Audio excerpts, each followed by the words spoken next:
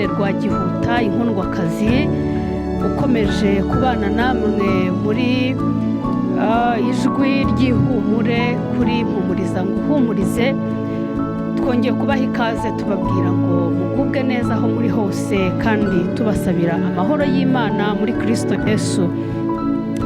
Ikiganiro ijwi ry'ihumure rikomeza kunyura kuri Mpumuriza ngo uhumurize ni buri munsi itariki 2 z'ukwezi kwa 9 muri 2022.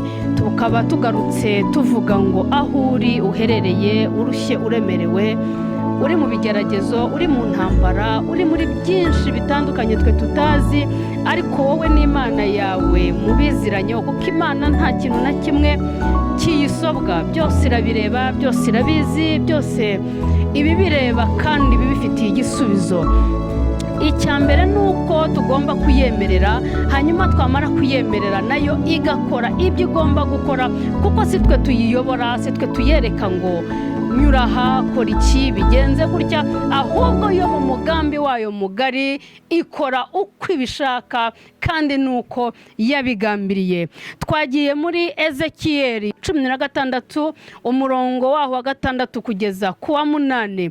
Haravuga ngo nuko nkunyuzeho mbona wigaragura mu ivata ryawe, ndakubwira ngo nubwo uri mu ivata ryawe ubeho. Nukuri narakubwiye nti nubwo uri mu ivata ryawe ubeho, nakugwije nk'ibimera mu murima uragwira kandi urakura ugira uburanga buhebuje.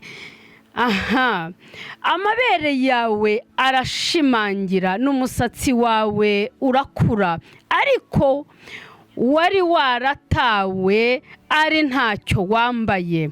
Umurongo wa 9, nuko nkunyuzeho ndakwitegereza mbona ugeze mu gihe cyo kubengukwa, ngutwikiriza umwitero wanjye, nambika ubwambure bwawe, ndetse narakurahiye nsezerana nawe isezerano, uba uwanjye, niko Umwami Uwiteka avuga. Aha hariho haratubwira uko Uwiteka Imana yadusanze twigaragura mu ivata, adusanga tutari dukwiriye, adusanga ahantu twaratawe.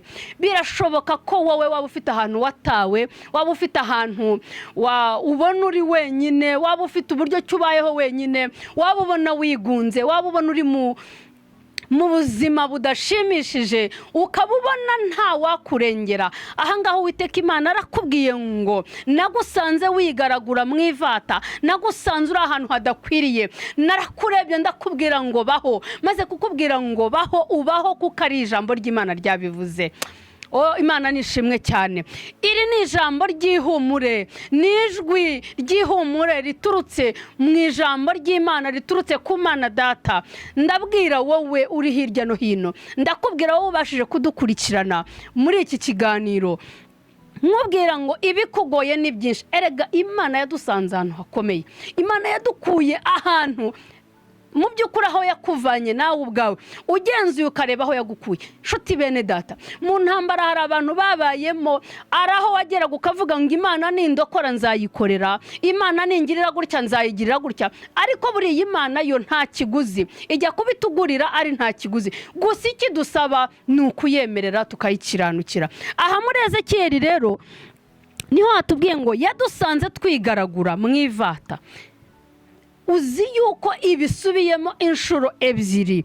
Irongera avuga ngo nasanze nubwo wari uri mu ivata, nubwo wari ahantu hadakwiriye, nubwo wari uri ahantu abantu badashaka ko ubasha kumenyekana. Hari ubuzima umuntu ambamo, hari ubuzima twebwe abana b'abantu ducamo, ugasanga hariho abantu badashaka yuko utera imbere, hariho abantu badashaka yuko hari intambwe utera, hariho abantu badashaka yuko hari aho wagera. ariko Uwiteka Imana wakunyuzeho, ndakwaturaho imbaraga z'Imana, ndakubwira ngo Uwiteka Imana nakwitegereze, Uwiteka Imana nakurebe, nakunyureho, agusanga aho uri muri iyo sayo y'ibyaha, muri ubwo businzi, muri ubwo busambanyi, muri ako gahinda gasaze, aho watawe n'imiryango, aho watawe n'inshuti, aho watawe utazi aho uvuka, aho watawe utazi inkomoko yawe. Imana nigusanga aho hantu, igusange muri iyo sayo, igusange muri uwo mubabaro, nirangiza ikubwire ngo baho, ikubwire ngo baho. Iyo Imana yakubwiye ngo baho, ubaho. Iyo Imana yakubwiye ngo komera, urakomera. Iyo Imana yakubwiye ngo ndi kumwe nawe, nta kintu ushobora kuba.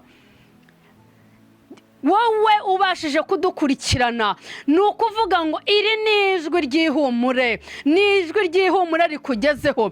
Nubyumva ntubinyureho, nubyumva ntubashe kuvuga ngo ese ubundi ubu ni jyewe bireba, nurangiza ngo uhindukire uvuge ngo runaka. Oya, ni wowe bireba, muri uwo mubabaro urimo, muri ako gahinda urimo. Mu kazi byakomeye, uriho urareba ugasanga uriho urakora ibintu bikanga, wagiye mu bucuruzi byanze, wagiye mu kazi wadepoje byanze, ariko umva ijwi ry'ihumure rikubwira ngo Imana igusanze aho ngaho uriho wigaragura. Irangije iratubwira ngo aho hose ngo yaraguteye, igutera nk'ibimera, igutera mu murima, urangije ngo ushinga imizi, urangije ngo urakomera. Amabere yawe, hari igihe ushaka kuvuga utari kose ko ndi umugabo, amabere yanjye niki? Amabere yawe n'ubwo buzima, amabere yawe niyo mibereho Imana uwo mwuka yaguhaye niwo yashinze, ishinga nk'amabere, kuko amabere yari ku muntu ntabwo apfa kumuvaho. Akenshi niyo umuntu yagize ikibazo akaba yarwaramo kanseri bakamubaga, birangira apfuye kubera yuko amabere ni umutima, ari ku mutima, ari ahantu. Nawe rero uri ku mutima w'Imana, uko niko ikurebye kunyuraho. Niyo mpamvu Imana yavuze ngo amabere yawe narayashinze, arakomera. Nawe umwuka yaguhaye, ubuzima yaguhaye, imibereho yaguhaye birakomeye, biri ku mutima w'Imana. Kuba biri ku mutima w'Imana rero, nkuzaniye ijambo, nkuzaniye ijwi rikubwira ngo ni ijwi ry'ihumure ku buzima bwawe. Nijwi ry'ihumure rikuzaniye rikubwira ngo ntihagire ikigutera ubwoba, ntihagire ikigukura umutima. Ukuza amabere ashinze ku mugore cyangwa ukuza amabere ashinze ku mukobwa, buriya ntiyapfa kumukurwaho nk'uko biri. Nawe rero uri umugabo, ubuzima Imana yaguhaye yabigereranyije n'amabere. Amabere ashinze, amabere ahagaze, amabere ari ku muntu ntabwo apfa kumukurwaho. Irangije iratubwira ngo umusatsi wawe yarawukuje, umusatsi wawe yarawukujije. Umusatsi uzitonda urebe, iyo umuntu yawogoshe, urawogosha ukavaho ugasigarana igipara, ariko se koko ntiwongera ukamera. Bisobanuye ngo ubuzima Imana yaguhaye ubuzima bufite agaciro, kuko yagusanze hahandi umwana w'umuntu atari kugukura. Amagufa, inyama, uko umwana agenda akurira mu nda y'umubyeyi, uko niko Imana yagiye ikurema. Iryo ni ijwi ry'ihumure nkuzaniye, ndo nkubwira ngo Imana yakuremye ikuzi, yakuremanye ubuhanga, yakuremanye ubutware, yakuremanye imbaraga, yakuremanye ubwiza. Ngo yamaze kugutera ngo nk'ibimera, uzarebe imbuto, uzarebe pome, urebe ibinyomoro, urebe amatunda. Ni ibintu twese twumva dushaka, ni ibintu by'umumaro mu buzima bwacu. N'umuntu ugiye kwa muganga aramubwira ngo ujye urya imbuto. Imana yaraguteye igutera nk'ibimera ngo mu murima, urangije uragenda uragwira. Irangije ngo yaguhaye ubwiza. Wa mukobwa w'ubwiza Imana yaguhaye, uburebe wirebe. Wa musore w'ubwiza Imana yaguhaye, uburebe wirebe. Wa mugore we, wa mugabo we, ubwiza Imana yaguhaye, uburebe wirebe, kuko yabuguhaye ngo bugire icyo bumara mu gihe gisa n'iki. ntabwo yabiguhaye kugira ngo bipfushe ubusa, ntabwo yabiguhaye ngo ubikoreshe iby'uburetwa, ntabwo yabiguhaye ngo byangize. Iri ni ijwi ry'ihumure ndiho mpumuriza umuntu uwo ari we wese, ariko ndiho nkubwira ngo icyo Imana yaguhaye yaragishinze kirakomera mu murima. Uwo murima ni wowe. Ni ukuvuga ngo mu ijwi ry'ihumure naguhumuriza ndiho nkubwira ngo niba hari ibiriho bikuzunguza, niba hari umuyaga uriho ukuzunguza, nakubwira ngo ntagire ikiguhungabanya, nakubwira ngo ntagire ikigukura umutima, kuko Imana ngo yakunyuzeho irangije ikurebye ikugirira imbabazi, irangije ikurebye ikugirira impuhwe. Nakunyuzeho maze kukunyuraho ndakureba, ndakubwira ngo baho. Nkuzaniye ijwi ry'ihumure, nkuzaniye amagambo akubwira ngo baho, wongere ubeho, usubire ubeho mu izina rya Yesu. Abanzi babishaka batabishaka baho. Yewe abaguhiga bagucira bufuni na buhoro, bagushakishiriza, abakuroga, abakugambanira, Imana irakubwiye ngo baho, ngo wari watawe, utabwa nta kintu wambaye, utabwa wambaye ubusa, ngo maze ngo Uwiteka arangije akubonye akugirira impuhwe, akugirira imbabazi, ngafata umwitero we yari yambaye. Uwo ni Uwiteka Imana, afata umwitero yari yambaye ngo araza arawukwambika, ngo arangize ngo akingirize ubwambure bwawe. Ubwambure ni bwinshi buri ku bwoko bw'Imana, ubwambure ni bwinshi buri ku biremwa by'Imana. Ndakwaturaho umugisha, ndakwaturaho kwambikwa n'Imana. Ubwo bwambure bwawe butwikirwe n'amaraso ya Yesu Kristo. Amaraso ya Yesu Kristo y'igiciro agutwikire, ubwambure bwawe bukurweho, isoni zawe zikurweho, aho wababariye, aho wasebeye, aho wambariye ubusa, aho wasuzuguriwe, Imana izihakwambikire, izihaguhera icyubahiro, iziguteturure, bose babirebe. Aho waburiye akazi, abantu bakajya birirwa bakwita umunebwe, bakajya birirwa bakubwira ngo ubundi nguriya, ubundi uriya mubona hari icyo azapfa yimariye. Aho niho Imana ije kukwambikira umwitero wayo. Uzi kwambikwa n'Imana sha, igakuramo umwitero wayo ikakwambika, ikagutetesha. Irangije iratubwira ngo narabarebye ndabitegereza, ngo aho wari uri wambaye ubusa watawe, ngo nkwitegereje, ngo nkurebye, mbona ugeze mu gihe cyo kubengukwa. Haleluya. Ngo nkurebye nkwitegereje, mbona ugeze mu gihe cyo kubengukwa. Ndangije icyo nakoze, wowe Uwiteka Imana uvugana nawe, icyo Imana yahise ikora, yarakubengutswe. Imaze kukubenguka ngo yaragusize, iragusiga, iragutaka, igushyiraho iby'agaciro, igushyiraho zahabu, igushyiraho, iragutaka kabisa. Irangije imaze kugutaka, irangije kuko ariyo yakubengutse. Mwari muzi yuko turi abageni ba Kristo? Mwari muzi yuko dutegereje umukwe? Umugeni yategereje umukwe aritwararika. Umugeni iyo yategereje umukwe ntabwo agenda kuba indaya.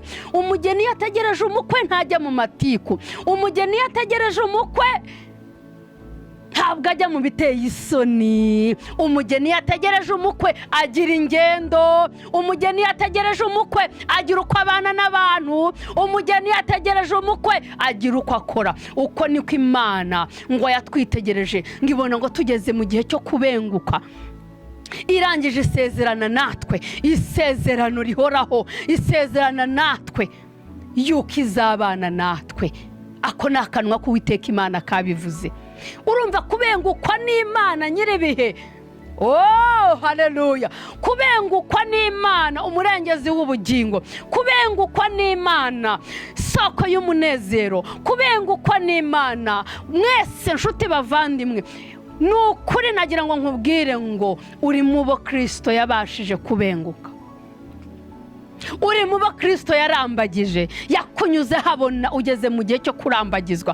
Arangije abona yuko ukwiriye kuba umugeni we. Mwuzaniye ijwi ry'ihumure rikubwira ngo kuko uba warabengutswe na Kristo, kuba umwami nyiribihe ari we wakubonye akakunyuraho, akakureba akakwishimira, akakureba akakubwira ngo baho, akakureba akakubwira ngo nsanze wambaye ubusa. nje nsanga wambaye ubusa, ariko ndikuramo umwitero wanjye nkwambike ngukingirize ubwambure bwawe ntibuzongere kugaragara ukundi. Ndagusabira nkwingingira ku Mana nyir'ibihe, ubwambure bwawe Uwiteka Imana, fata umwitero wakwambike. Niwambikwa n'Uwiteka Imana akakubenguka, akakureba, akakunezererwa, akakureba, agasezerana nawe isezerano. Umugore n'umugabo baragenda bagasezerana, bakambikana impeta, ariko igihe kimwe bagira akantu batumvikanaho bagatandukana. Nagira ngo nkubwire ngo uko mugenda mukora ibyaha, uko ugenda ukora ibyangwa n'amaso y'Imana, uko ugenda wiyandavuza, uko ugenda ukora ibintu bitandukanye, aho uri wowe urabizi ibyo ucamo, ibyo ukora, nawe ubwawe umutima wawe uragushinja ukakubwira ngo iki ngiki sinakagombye kugikora. Uko niko ugenda ukuraho isezerano wasezeranye n'umukunzi wawe. Nzanye ijambo ry'ihumure nkubwira ngo wowe hagarara kigabo, shikama, bana na Kristo, ugendane n'Imana. Nasanze wigaragura, nasanze uri ahantu hadakwiriye, ariko se mugira ngo ntitwavuye ahantu hadakwiriye? Yemwe abamaze kwemerera Imana, bamaze kwakira Kristo nk'umwami n'umukiza, bakozi b'Imana, abapasiteri, igiteye agahinda, ikibabaje bavandimwe nshuti, nuko hari abavuga ko bamaze gusezerana isezerano, barangiza bagahemukira uwo basezeranye. Uravangavanga ibintu, uratanga ubuhanuzi bupfuye atari Imana ivuganye nawe, urabeshya abantu. Nagira ngo nkubwire ngo mureke tugaruke twumve iri jwi ry'ihumure riduhumuriza, ritubwira ngo yadusanze twigaragura, yadusanze turi mu isayo, yadusanze turi muri gahinda gasaze, yadusanze twambaye ubusa ntacyo twambaye, yadusanze twarajugunywe ngo twambaye ubusa. Nakubwira ngo mureke tubane n'umukiza, tugendane nawe, atwambike, adutwikire, dusezerane nawe isezerano rya rindi rihoraho, rimwe rivuga ngo muri abanjye. Imana y'amahoro ibaha umugisha, kandi nakagaruka tuzasubira.